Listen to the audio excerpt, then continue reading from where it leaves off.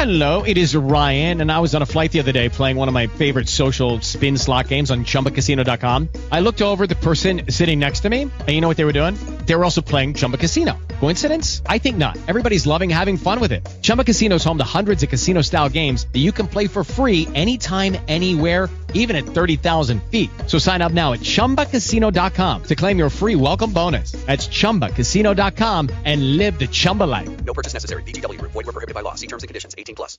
With the Lucky Land Slots, you can get lucky just about anywhere. This is your captain speaking. We've got clear runway and the weather's fine, but we're just going to circle up here a while and get lucky. No, nothing like that. It's just these cash prizes add up quick. So I suggest you sit back, keep your tray table upright, and start getting lucky. Play for free at LuckyLandSlots.com. Are you feeling lucky? No purchase necessary. Void where prohibited by law. 18 plus terms and conditions apply. See website for details. So this is the Hardcore Grind interview with the dynamic Stevo Love. Welcome. How are you? Blessed by the best, you know. I don't say God is good. I always say he's great. Absolutely. He's great and good. Depending on what you got going on, he going to blow your mind every time, though. Exactly. I love it. It's been a long time. I mean, when I met you, you were doing books. You were an author. You had Trust Nobody under G Street. You've recently turned that into a movie, but you have a lot going on. But I want to start with this question that I normally ask everybody, especially as a black man in this season and the things that we have going on in the world. A black man who writes is powerful. What does that power mean to you? To me, it means to you are able to express your mind. You know, you're willing to open up and give out a message and open up others' eyes that things they can do or things they're not seeing that they can, that you try to help them see that's in their face every day, but they may not pay attention to. Get a chance to open their eyes to some of the things that make us kings and where we come from, you know, or face our realities that sometimes we try to hide from. So having that kind of superpower is just a great feeling, a blessing from the Lord. Absolutely. And then what intrigues you the most about writing and storytelling? Like I said, you know, to get a chance to express myself, you know, just go into my own zone to get away from you know, things that's going on in everyday life, and just get my creative ideal of how I see things out there. You know, it's kind of like drawing a picture. Once you draw it, you get to paint it. You know what I mean? The drawing is okay, but when you get painted, the whole world gets to see it. You know. Yes. Now, you started your own record company, Infinite Records, back in 95. I always ask about a go moment, right? A go moment is when thought and execution come together. You've had multiple go moments in your life. And normally we're really mindful about how we pour into other people, how they pour into themselves, how they move around for themselves, and then we kind of deal in lack and kind of a pause when it comes to the things that we have in our minds. So we may think about it one or two times, but we never move on it. So that go moment is when you decide to say, okay, I'm about to make this happen. So when you decided to start Infinite Recording in 95, what was that process like for you? I started back with me and my cousin, Mr. Do It to Death, and my brother from another mother, Big Hank. He got himself into a situation, Mr. Do It to Death, and I was able to finance that situation and give him a better situation, which had me start to label. But I always had a love for music. You know, my mother played music, my father played music all the time around the house, and I was a consumer. So before I even thought about doing a record label, I always bought music. I always went to Flip Side Records and places like that.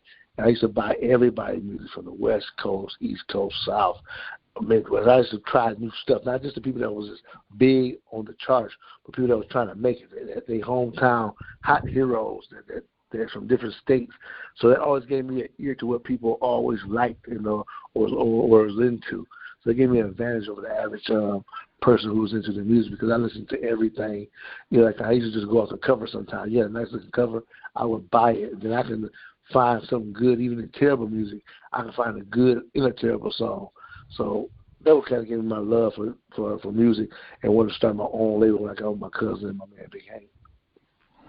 I love it. I love it. And in that time, you produced and you've written songs, but then you've written recently branched off and set the foundation with that experience to start It's Just Money Entertainment.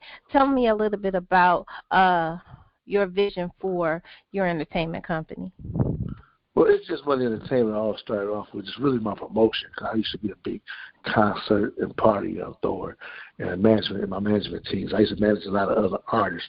So I used to be called Black Mafia Management, but I later on changed it to It's Just Money Entertainment. I mean, It's Just Money was like, it's just money. Like, we ain't tripping about it. And they don't need to fight over it, you know what I'm saying?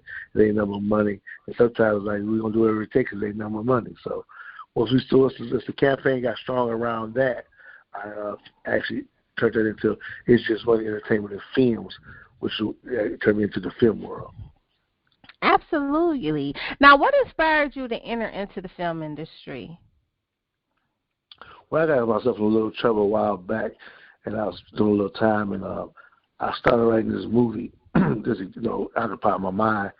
And when I said when I get out, I had a long time, but I said when I get out, I'm going to shoot this movie. So it always was a goal of mine. This movie was wrote 20 years ago, and when I got out, I just had the movie sitting around. I ran to a guy named Charles Burgess, and me and Charles Burgess took my movie script and we turned it into a book. I Met You and Trust Nobody. Went over and took it to G Street, but before I even went to G Street, the book was selling so well on its own, and so many people were loving this book from a movie script that I wrote that I had no idea in my mind. I had no doubt that I was going to do the movie. As soon as and I didn't want to do the movie until I had everything right. And I ran to my guy Swift. My guy Swift was doing a movie, and the book's true. I had introduced him to G Street, so he introduced me to the movie game, and he invited me on one of his sets, and he did a movie called Circumstances, his first movie from his book, and he showed me how it go, and I took off from there. I love it. I love it. Now, do you agree that a lot of independent filmmakers fail to understand the importance of a lot of the simple editing processes when creating films? Well, I think anybody who just get into it, and if you didn't go to film school, like I didn't go to film school, so I think a lot of things that you learn on the go, and I think that being independent and coming from where we come from doing it, that we don't get multi-million-dollar budgets. So I think it's more than that they forget about. I think that their budgets are so tight that they have to rush things or go lower quality of editors. So I don't think it just be them not knowing, but I think it could be sometime about your budgets and your timeline. To me, I think. Absolutely. So if you had to give advice to aspiring filmmakers, because sometimes when you step into that world, you have a vision, you have a desire, but it could be overwhelming because it's a lot that goes into putting those projects together. What advice would you give up-and-coming filmmakers that desire to step out on faith and bring their visions to the screen? Well, I would say, first of all, really believe in your script. Like, really read it and study your script. Don't just take a script, write it, and be like, I'm going to shoot this. Once you are done with it and you believe in it, I think you study it, break it down, and really find out everything you need to do before you talk about shooting it. When I talk about everything, from your location all the way down to your props, and all that in place, and then go shoot your film. Now, being a filmmaker, it requires a lot of experience. It requires a lot of patience because one has to handle everything all around them at one time sometimes. So what keeps you motivated and balanced when you are creating your films?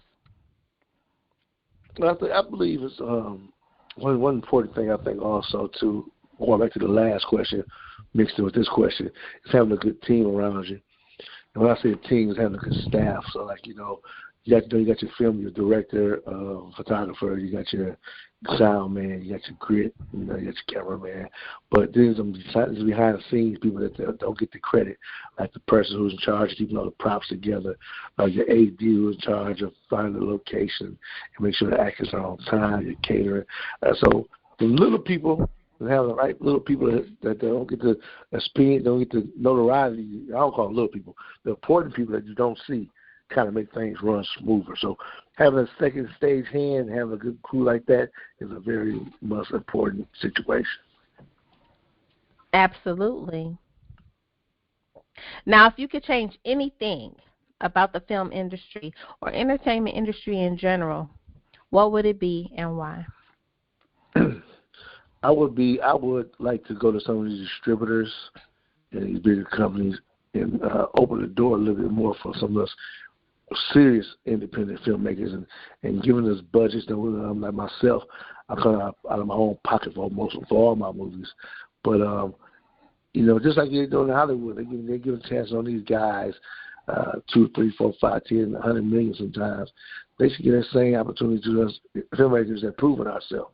I said, hey, if an independent filmmaker put a film out there and make a couple million, his next film should be a no-brainer that you should invest in him and give him a shot just like give the big boys a shot.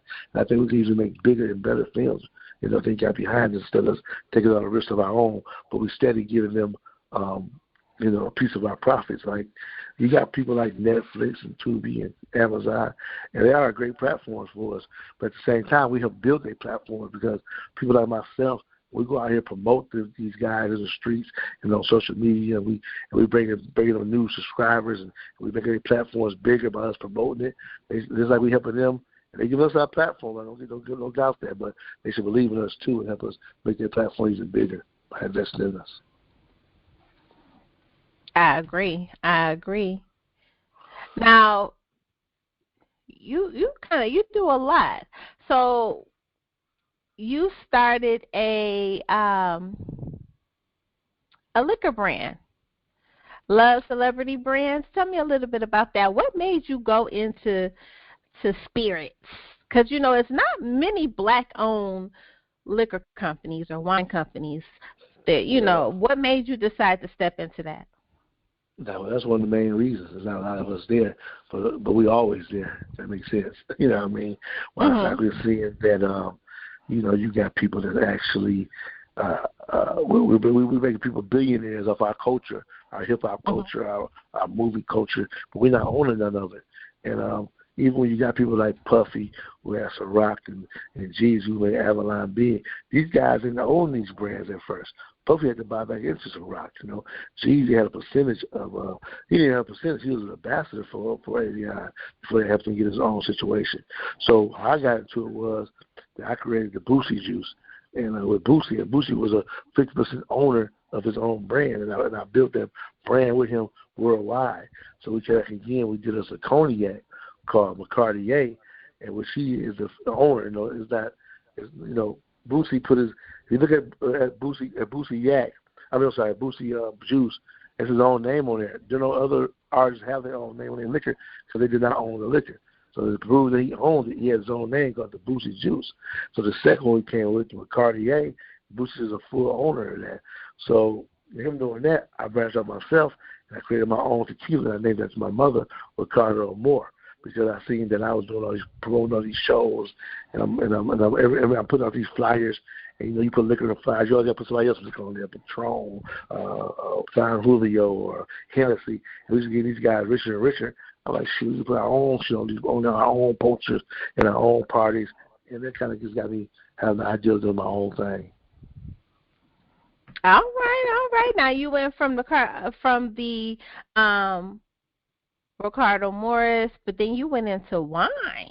Tell me a little bit about this Midnight Love, because we like a good wine around here. Ain't nothing wrong with it. Oh yeah, Midnight Love is a true French wine. It's a lover's wine. I have a Moscato, I have a Merlot, and I have a Blanca. So these wines, my wines are like 12 to 14%. So a little stronger than your average wine, but it's so smooth. And down at this cafe called Mi Casa in Milwaukee, they sell wine smoothies, and I have another one wine smoothie on the market right now. So it's a great wine. It's for us, by us, and it's loving us. I love it. I love it. Now, when you decided to step in to the liquor industry, what have you learned most about yourself throughout this journey? I'm not just gonna say the liquor industry, because you do a little bit of everything, and you move around in so many different dynamic ways. What have you learned about Stevo in this journey? I just believe, and my saying is, this is a true saying of mine, that when you have the faith of a mustard seed, and that you cannot do, and then me stepping on faith like how I did my whole life, because I believe in God so much that it's okay to be scared, but you can't be afraid of nothing. Everybody gets scared. Somebody can jump up behind a car and scare you. You're like, boo, ooh, but you turn around, you're ready to fight because you're getting afraid. So me not being afraid and having the faith of a mustard seed and doing all these things I do, and I look back at them like, man, there's nothing I can't do. I put my mind to it and have the love of God in my heart. And that's something I really believe is, just have the faith of a mustard seed that you can reach any heights. And I do it, and you don't realize it until you look back. And you look back, you're like, damn, I did that, Mm-hmm. Absolutely. Now, you currently have Trust Nobody on Tubi. What was that process like? Like I said, because I read the book. Because I read the book. So what was it like when you got to sit down to be able to put that vision in real life? So, that was my baby, like I said. And when I put it together, and it's so crazy because the movie was written before the book. It already was a movie. So we turned the movie into a book. So most people have book first, then movie. Mine was a movie, had the script done, did the book, put the book out first, though. And then I went to the movie. And if you look at the movie, you can tell it's different from the book towards the end, a lot of different stuff in there. But it was a great process. I had some great actors like Jamal Willard. I had DeMarcus Harvey. I had Shay from Bucky from Flavor of Love. I had some great actors. I had Beezy, my man Beezy Jones from Detroit. His crew came down. We shot it. Turned my thoughts into reality. It was so good that we just got done shooting Trust Nobody too. Okay, what can we expect from Trust Nobody 2? More Trust Nobody 1. Stop it. All I can tell you, more Trust Nobody 1. This one has a lot more action in it, a lot more suspense. It's the same elements, though. You watch the movie as you watch it. It's kind of like playing Clue. Put it together as you go along. Yeah. Now you're gonna turn that into a movie into a book as well? Well, Trust Nobody 2, the book is out. The book is out. Trust Nobody 2, the book is out. Trust Nobody 2, the book. See, you ain't keeping up on it. Trust Nobody 2, the book is out. It's on Amazon Prime. I'm sorry, Amazon. You have it on audio, or you can listen to it, or you can get the book on Amazon.